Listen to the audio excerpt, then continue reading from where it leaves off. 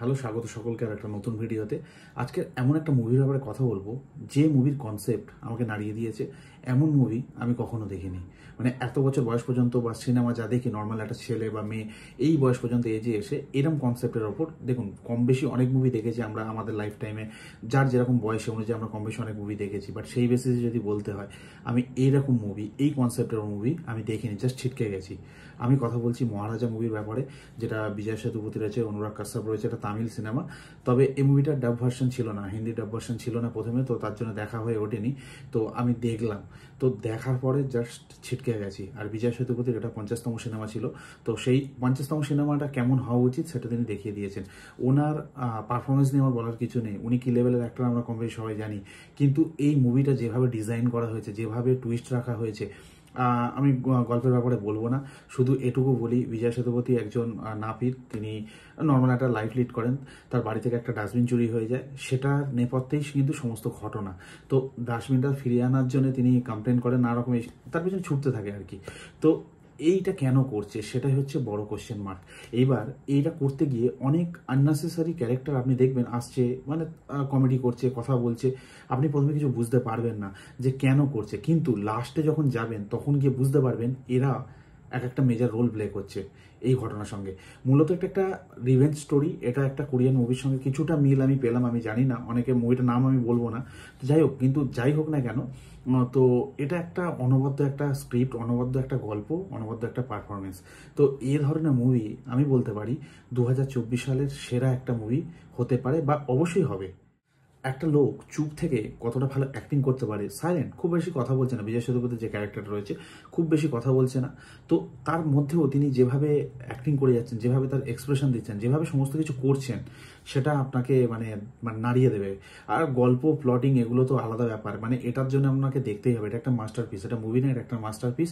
আমি যেরকম বললাম 2024-এর অন্যতম একটা সেরা সিনেমা হতে চলেছে এই মহারাজা। আর তার সঙ্গে অনুরাগ কাশ্যপের স্ক্রিন টাইম অতটা নেই, কিন্তু যতটুকু করেছেন ফাটিয়ে দিয়েছে। তো উনি যেরকম ভালো একজন ডিরেক্টর, তার সঙ্গে এত ভালো একটা অ্যাক্টর, তো পারফরমেন্স নিয়ে কোনো কথা হবে না, এই মুভিটার গল্প নিয়ে কোনো কথা হবে না। একটা মুভি সবসময় একটা ভালো দিক বা একটা মন্দ দিক থাকে। সাধারণ মানুষ হিসাবে বিচার ক্ষমতা আমাদের রয়েছে যে কোনটা ভালো কোনটা খারাপ, কোন প্লটটা ভালো লাগলো না, কোন প্লটটা খারাপ লাগলো, এই বিষয়গুলো আমরা আলোচনা করি। ইভেন আমরাও ক্যামেরার সামনে এসে আলোচনা করছি। কিন্তু এই মুভিটা দেখে আসার পরে আপনি লিটারেলি খুঁজবেন এই মুভিটার খারাপ দিক কোথায় ছিল বা কোন জায়গাটা ডাউন ছিল, পাবেন না।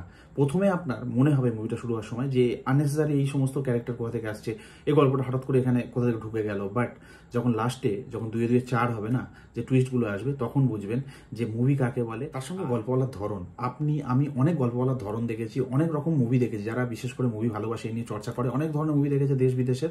কিন্তু এই মুভির যে গল্প বলার ধরন, এটা এইভাবে যে গল্প বলা যেতে পারে, এইভাবে একটা প্রেজেন্টেশন করা যেতে পারে পুরো ঘটনার, তো সেটা দেখে আপনাকে নাড়িয়ে দেবে, যেটা আমাদের সবাইকে নাড়িয়ে দিয়েছে। আমি আগেও বললাম এটা কোরিয়ান মুভির, আমি প্রেজেন্টেশনের সঙ্গে এর অনেকটা মিল পাচ্ছি। নাম বলবো না, আপনারাও যদি দেখে থাকেন অবশ্যই কমেন্টে সেটা বলতে পারেন, স্পয়লার হয়ে যাবে। কিন্তু এই ধরনের মুভির যেহেতু প্রোমোতে তারা কোনো কিছু স্পয়লার দেয়নি, মানে কিছু বোঝাই যায়নি যে কি হতে চলেছে ব্যাপারটা, তো সেই কারণে আমি বিশেষ কিছু বলবো না। শুধু এটুকুই বলবো যে এইভাবে একটা গল্পকে প্রেজেন্ট করা যায়। প্রথমে দেখুন, অনেক কিছু জিনিস আছে বোঝা যাবে বা আননেসেসারি লাগবে আপনার কাছে। গল্প কি হচ্ছে সেটা আপনি বুঝতে পারবেন স্টেপ বাই স্টেপ, মানে সাধারণভাবে জেনারেল অডিয়েন্স বুঝতে পারবে, কম বেশি লোক বুঝতে পারবে, কিন্তু তাও আপনি আপনার নজর সরাতে পারবেন না।